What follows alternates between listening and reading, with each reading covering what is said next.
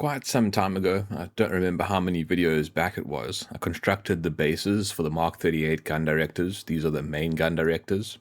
At the time, I was working on the superstructure, and I didn't want to construct the much more delicate antenna that sits on top of it. Since I am now working on the delicate components for this model, it is now time for me to build those antennas and install them on their bases. The vast majority of this antenna is provided as a single piece of photo etch that needs to be folded into a fairly elaborate shape. It kind of curls in on itself.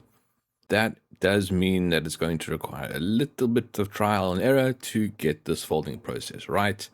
Also, when components like this fold back over onto themselves, it can make folding a little bit tricky, simply because there are times when you simply can't use the photo etch folding tool anymore because the photo etch in its folded shape obstructs itself. Fortunately, FlyHawk has provided 3 sets of these antennas, and I only need 2. That means that I can try with one of them, learn how to fold this thing, make mistakes and potentially destroy it, and then still have 2 to actually fold correctly that will then be installed on the model. Since this grill-shaped photo etch is the most delicate, I'm going to start by folding it with the photo etch folding tool. Once that is folded as far as possible, I switch over to tweezers to complete the process, and then I fold the solid photo etch parts into place.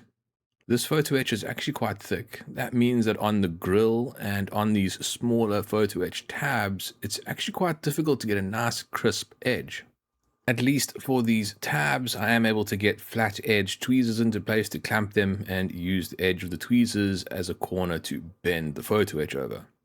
After moving the sides of the antenna into approximately the correct position, I'm able to hold them in place and bond them together using extra thin superglue that I apply on the inside of the antenna. Before I can continue folding that grating or bars, I need to install a small piece of photo etch that goes on the inside of the antenna at its base. This also requires a little bit of folding.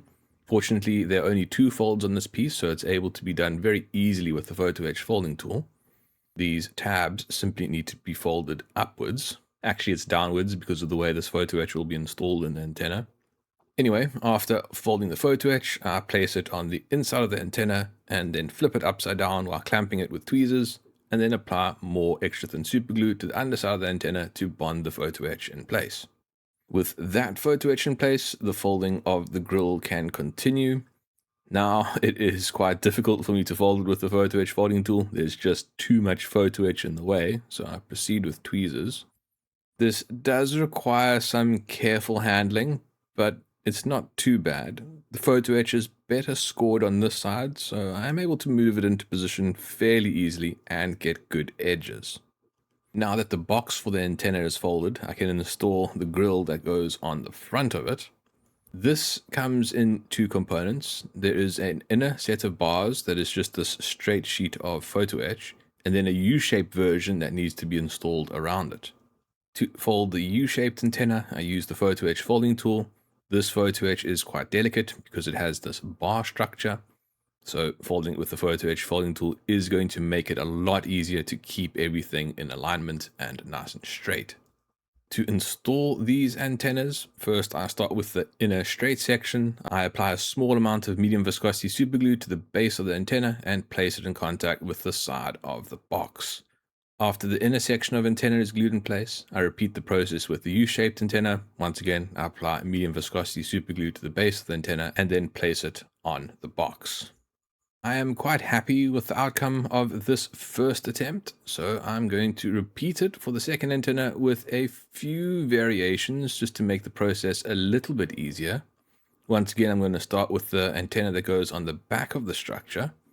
This is once again folded up using the photo etch folding tool. However, at this point, I also fold up the tabs into position since they were quite difficult to fold with tweezers. With the inner section of antenna folded into position and tabs folded up, the solid pieces of the antenna can be folded around and glued in place using extra thin superglue. With the panels secured in place, the rest of the antenna can now be folded. This time I'm going to use the photo etch folding tool as much as possible just to try and get better edges. Even though I cannot fully bend all of these edges with the photo etch folding tool, just putting on parts of the bend helps because it distresses the photo etch, making future bending on that edge a bit easier and that results in a crisper edge. After folding the photo etch as far as I can with the tool, I switch over to tweezers and complete the process. As with the previous antenna, before I fully enclose the intersection with this grill, I need to install this photo etch that goes on the inside of it. So once again, I cut a section off of the fret, fold it, then position it on the inside of the antenna, flip it upside down while clamped in place with tweezers, and bond it using extra thin superglue that I apply with a wire. The antenna grill that goes on the front of the structure can then be installed. Once again, I start by installing the inner straight section, then cut off the U-shaped section, fold it in the photo etch folding tool, and install it around the straight section. All of these components are tacked in place with medium viscosity superglue, and then the bond is reinforced with extra thin superglue. That's all that needs to be done for the antenna itself, but the antenna sits on top of stands that presumably help it pivot. These stands are also photo etch and require some fairly elaborate folding as well. As with the antennas, FlyHawk has provided an extra set, which is convenient because I can experiment on one of them and destroy it and not have to worry about running out. Fortunately, for the most part, this photo etch isn't too difficult to fold. There are quite deep score lines which assist in the folding process. However, on a few edges it is a little bit tricky, and I do have to be careful, otherwise the bend doesn't form in the correct place. As for the fit of the photo etch against itself when it's folded up into position, it's actually quite good. I often find that photo etch when folded up like this doesn't fit together very well, but so far I've been quite impressed with how well these components go together. Regardless of the good fit, it is still a little bit tricky to get everything correctly positioned. So once I do have it in a good place, I very carefully hold it in position and then bond it using extra thin superglue. Although there are two types of stand, the process to construct all of them is essentially the same. So this process is simply repeated until all the stands are constructed. When it comes to actually installing these stands, that's where things can get a little bit tricky. Here, the problem typically is that it's difficult to get everything positioned such that the component, or the antenna in this case, sits level and that everything is squared up against each other. There are very small dots on the sides of the antenna that help you to locate exactly where to position the tip of the stand. Using that and some medium viscosity superglue, I'm able to position the stands fairly accurately. And then while the stands are loosely attached but the glue has not yet set, I'm able to make further adjustments to square everything up and ensure that the antenna is sitting level. Once I am happy with how the antenna is sitting on its stands, I stop handling it for a few seconds, let the glue grip, and then do a test fit on the base of the antenna. Since everything looks like it's sitting nicely, then repeat the process for the other antenna. That is all the photo etch construction that I need to do for these components, so I now need to paint them and install them on their bases. Since this is a large photo etch component, I need to spray it with metal primer to ensure that the paint sticks properly to the photo etch. This is Tamiya metal primer. After giving the metal primer about an hour to dry, it does dry very quickly. I am then ready to spray it in its color coat. This is Mr. Color number 308, light gray. Both antennas are going to be painted in the same color. In fact, one of the antennas is meant to be light gray and its base is supposed to be navy blue. However, I had painted both of the bases in this same light gray, so I need to correct the color on one of the bases.